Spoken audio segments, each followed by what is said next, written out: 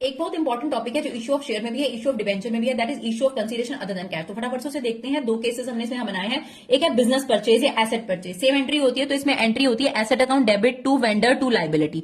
जितने की आपने एसेट एग्रीड वैल्यू लिखनी है, आपने ये बात याद रखना है, और वेंडर में लिखना है जितना आपने उसको पे करा। अगर डेबिट साइड शॉर्ट पड़ रही है तो गुडविल बचेगा, और क्रेडिट साइड शॉर्ट बच रही है तो कैपिटल रिजर्व बचेगा। अब आप वेंडर को शेयर भी दे सकते हैं, डिवेंचर भी। अगर शेयर देंगे तो vendor to share capital to SPR, payment कर दी तो टू बैंक, और बिल पेबल है तो टू बिल पेबल।